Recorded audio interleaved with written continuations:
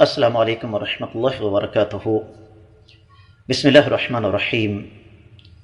الحمد للہ حمدا کثیرا طیبا مبارکا فیہ، والصلاة والسلام علی من ارسلہ اللہ بالہدی ودین الحق لیظہرہ علی الدین کلہ۔ معزز خواتین و حضرات، قربانی کے حوالے سے تین انتہائی اہم سوالوں کا جواب،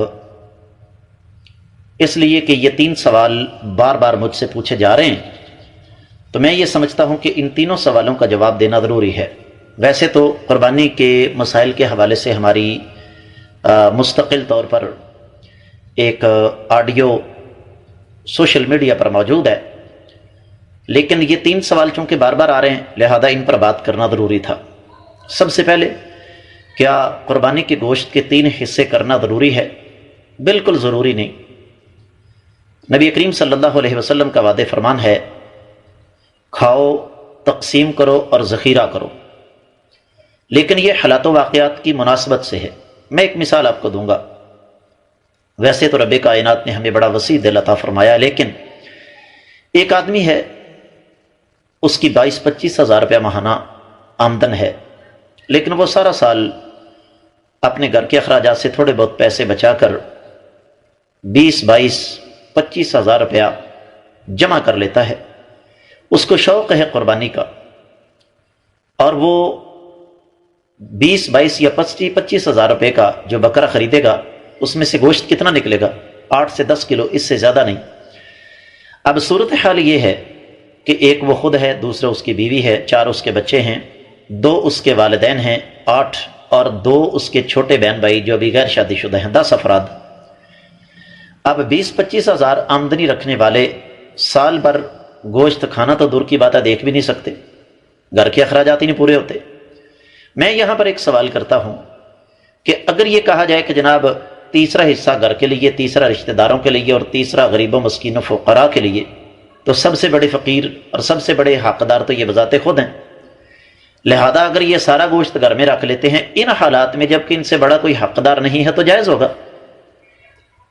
لیکن اس کا مطلب یہ بھی نہیں ہے کہ مجھے اور آپ کو رب کائنات نے اگر وسعت عطا فرمائی ہے تو ہم اپنے فریزر بھر لیں اور رشتہ داروں کو چھوڑ دیں۔ اس لیے یہ جو تقسیم ہے کہ جی گوشت کے 3 حصے کیے جائیں، اس کا دین کے ساتھ کوئی تعلق واسطہ نہیں ہے۔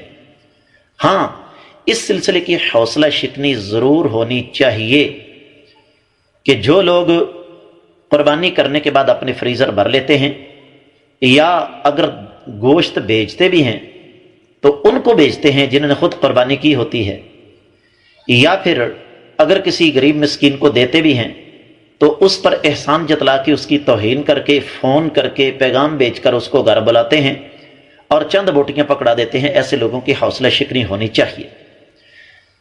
دوسرا سوال جو کثرت کے ساتھ ہوتا ہے، جی کیا غیر مسلم کو قربانی کا گوشت دیا جا سکتا ہے؟ اس میں کسی قسم کا کوئی شبہ نہیں کہ اہل علم کی اس حوالے سے مختلف آراء ہیں، لیکن جو بات میری سمجھ میں آئی وہ یہی ہے کہ غیر مسلم کو قربانی کا گوشت نہیں دیا جا سکتا، اس لیے کہ قربانی ایک اسلامی شعار ہے، اور اس شعار میں غیر مسلم کو شامل نہیں کیا جا سکتا۔ ہمارے وہ اہل علم ساتھی جو یہ فرماتے ہیں کہ جب زکوٰۃ دی جا سکتی ہے غیر مسلم کو تو قربانی کا گوشت کیوں نہیں، تو میں ان کی خدمت میں یہ عرض کرنا چاہوں گا کہ زکوٰۃ، اس کو نبی علیہ الصلوۃ والسلام نے مال کا میل قرار دیا ہے، اور اس میں بھی غیر مسلم کو زکوٰۃ اس وقت دی جائے گی جب وہ اسلام کے قریب آ رہا ہو۔ حدیث ہے واضح طور پر، لا یاکل مالک الا تقی، کہ تمہارا مال صرف متقی اور پرہیزگار لوگ ہی کھائیں۔ تو ان دلائل کو اگر سامنے رکھا جائے تو میرے علم کے مطابق کسی غیر مسلم کو قربانی کا گوشت دینا جو ہے وہ شرعی طور پر درست نہیں ہوگا۔ تیسرا سوال جو کثرت کے ساتھ ہوتا ہے معزز خواتین و حضرات، وہ یہ کہ جی جس گھر میں قربانی ہو، کیا اس گھر کا سربراہ جو ہے وہ اپنے 1 ذی الحجہ سے 10 ذی الحجہ تک بال اور ناخن جو ہے وہ نہ چھیڑے، یا گھر کے باقی افراد بھی اس پابندی کی زد میں آ جاتے ہیں؟ تو میں یہ گزارش کروں گا کہ ایک قربانی پورے گھر والوں کی طرف سے کافی ہوتی ہے۔ اس کا مطلب یہ ہوا کہ گھر کا ہر فرد اس قربانی میں شامل ہے۔ تو اگر گھر کے تمام افراد اس اجر میں شامل ہونا چاہتے ہیں جو اجر یکم ذی الحجہ سے لے کر 10 ذی الحجہ تک، بلکہ قربانی کے جانور کے گلے پر چھری پھرنے تک اگر اس اجر میں شامل ہونا چاہتے ہیں تو پھر انہیں اپنے بال اور راخر نہیں چھیڑنے چاہیے۔